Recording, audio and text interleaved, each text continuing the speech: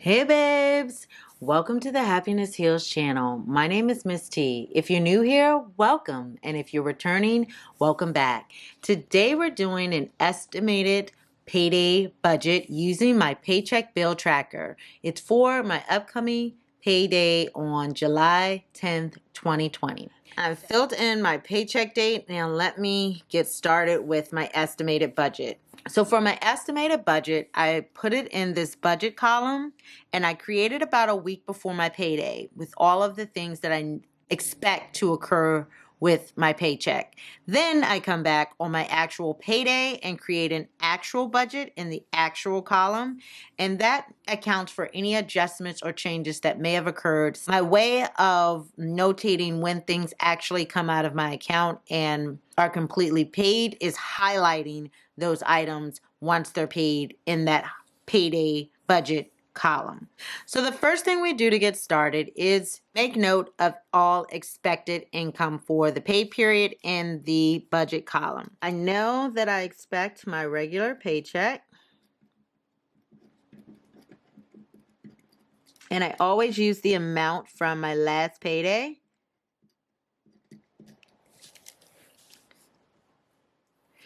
And then I'm also expecting my savings that are automatically rolled over to my savings account, $50. And then I also will expect rollover funds. Now this pay period is going to be a little bit different because I had to make a really hard decision in order to do something that in the long run will be good for my finances, my credit, and my mental health. So I've been alluding to in my recent budget videos an expense that I need to take care of by the 15th of July. This expense is related to a settlement from a prior debt that I had. It has been looming for a long time, creating a lot of anxiety and stress in my life, and I've finally been able to work out a settlement that is financially feasible for me and makes sense in order to be able to put this debt behind me. It's not something that I expected to happen, so it's a positive in that regard that I have been offered this opportunity to really be able to put this behind me without it causing me severe financial issues. But at the same time, it will require me to stretch myself and to completely change direction with my budget and my finances right now. And I felt really, really bad and vulnerable about this. But then I recently watched a Instagram live with the budget mom, and she had to make some dramatic changes to her budget in order to accommodate some recent things that were going on in her life and that she wanted to get accomplished.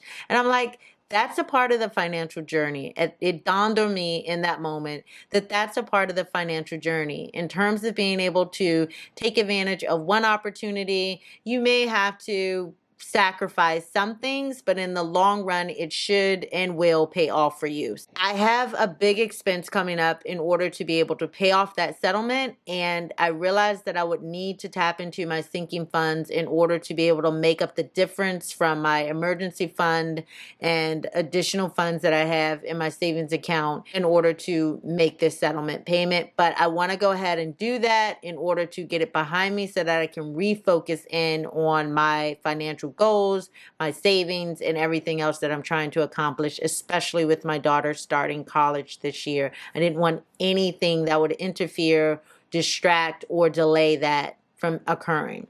In order to be able to make this payment, I'm really going to have to use up essentially my entire emergency fund right now, which is $2,500.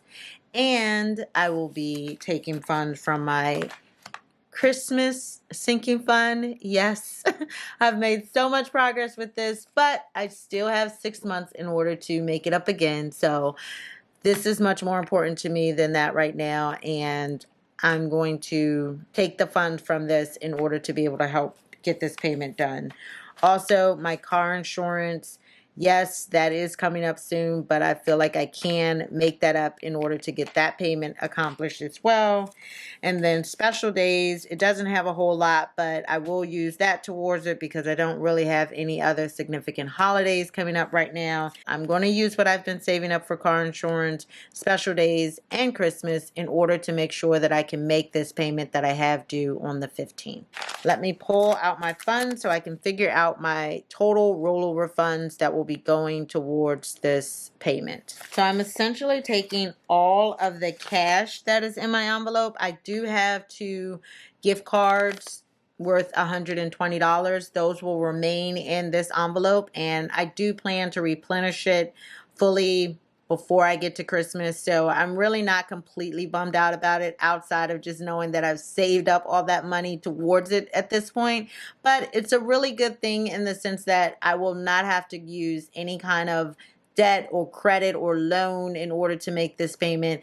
And I've been able to set these funds aside in cash to use towards some type of goal. And so that's what I plan to do. 100, 200, 300, 400, 500, 600, 700, 800, 900, 1,000, 1,100,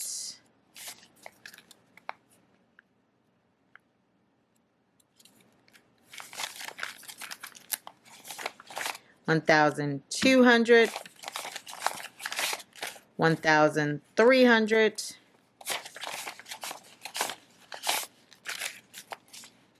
1,400, 1,500, 10, 20,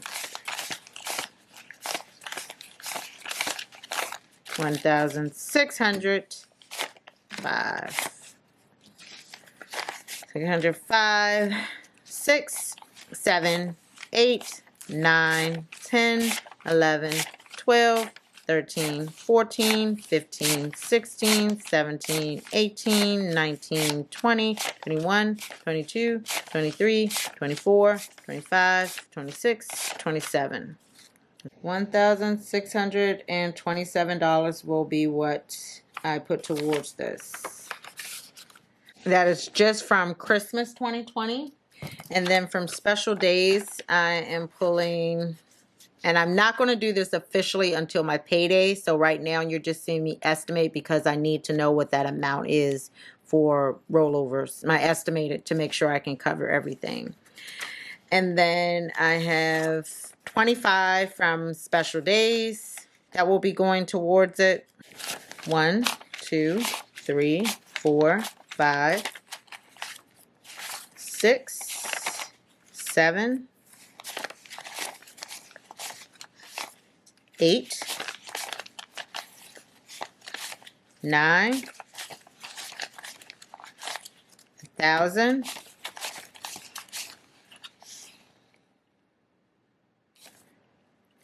1,100, 1,150, 170, 71, 2, 3, 4, 5, 6, 7, 8, 9, 80, 1, 2, 3, 4, 5, 6. Yes, that's right. So $1,186. Okay. I actually went ahead and counted out what I expect to be my rollover funds. I may have a little more because I do have some other funds set aside from little challenges and things that I may add to this amount. But for right now, my estimated rollover amount will be $2,838. That comes from my Christmas, special days, and car insurance sinking funds. For my emergency fund, I am pulling over $2,500. That will also go towards making sure I can get this payment accomplished. So let me add up what my total income is estimated to be for this pay period. So my total is $8,302.63.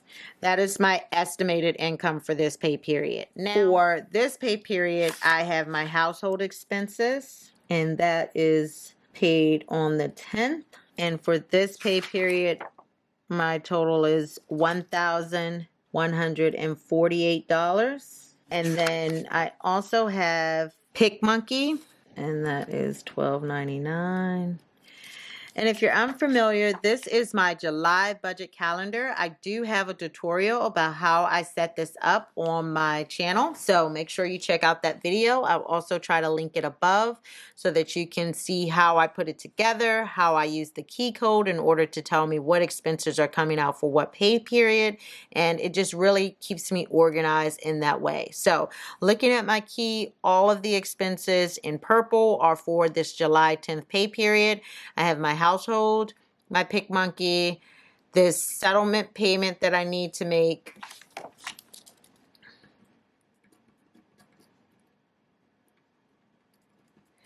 and that's due on the 15th for $5,970. We're just going to say $74, rounding up. And then my Haven membership for the gym is actually suspended right now because we're not going to the spa and the gym. There is a $20 hold fee until we reactivate it at a later date. And then my Netflix expense comes out on the 23rd, and that is $15.99 for the month. Let me just make sure there's nothing else that I need to cover here. Let me add up what my bills are going to be. So the total will be $7,170.98. Now, let me figure out what I have left over from my income after I make this payment towards my bills.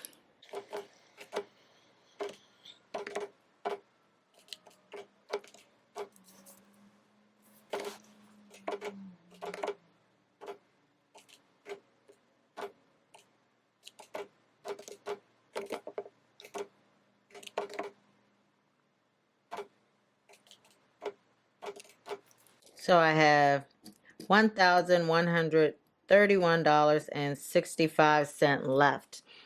Now, in terms of sinking funds, extra debt, and extra savings, if you watch my videos, you know that my method is a little bit different from the Budget Mom because I actually handle my sinking funds, extra debt, and extra savings before I put together my variable expenses. So for this pay period, I've figured out what my estimated income will be, what my estimated bills will be, and how much I have left over for this pay period. I'm trying to decide how much I want to allocate towards sinking funds, extra debt, and extra savings, knowing that I also need to cover my variable expenses. So I think for this estimated budget, I want to make my first payment back towards getting my Christmas 2020 expenses replenished. So I'm going to actually make one sinking fund payment, and that will be to my Christmas 2020 expenses for the $130 that I normally add. So let's see, minus $130. I won't put anything towards extra debt or anything towards extra savings this month.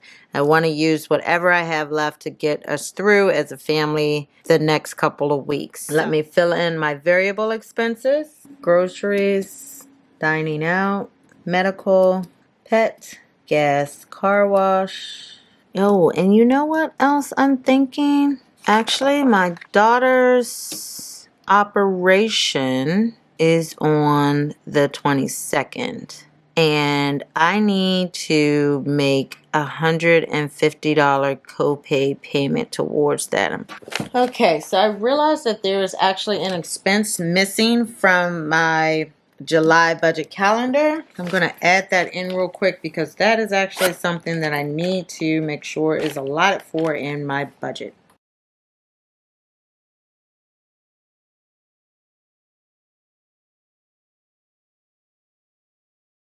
So my daughter has 2 more appointments that were actually recently added, and I'm going to put copays here so I can keep funds for those. I'll color code those later when I get my highlighters out, But for right now, I just want to make sure that I include these estimated amounts in with my budget for medical. These are my variable expenses for this pay period: groceries, dining out, medical, pet, gas, car wash, charity, shopping, miscellaneous, Ashley's dorm expenses, and then dry cleaning. I have, after my Christmas 2020 allocation, $1,001.65 left over for variable expenses. So for that, I'm going to estimate $150 towards groceries. I really don't think I'll be spending a whole lot for groceries this pay period because I just stocked up on a lot of things. So I really just need to stock up for my meal planning. Then for dining out, I'll also set aside another $150. And then medical, I need to make sure I have the $150 set aside, plus 30, plus 35. And do I have any other medical expenses this pay period? It doesn't look like it. I'm going to say $215 for medical, and we'll just round that up to $220. So we have the $1,001.65 minus $150 minus $150 minus $220, $481.65. Pet, I don't have any expenses coming up. I know my dog does have an appointment at the end of the month, but I don't need to budget for that in this pay period. For gas, car wash, I'm going to budget $40, which I have been my last few pay periods. And then for charity, I'm going to allocate $30 for that. For shopping, I really don't think we'll need to do a lot of shopping, so I'll just put maybe $60 towards that. And then for dry cleaning, I know I want to put $20 towards that. For miscellaneous, actually, let's go back to my daughter's dorm. Okay, so I want to adjust shopping. I think I'm going to make that $80, which would then make that an even 100. So let's see, I need to subtract another $20 from that. And then for miscellaneous and Ashley's dorm, I'm going to put $250 towards her dorm. We really do need to ramp that up and start getting prepared for her transition to college. And then miscellaneous, that leaves $61.65. So let me add this up and make sure it comes to my envelope total of $1,001.65.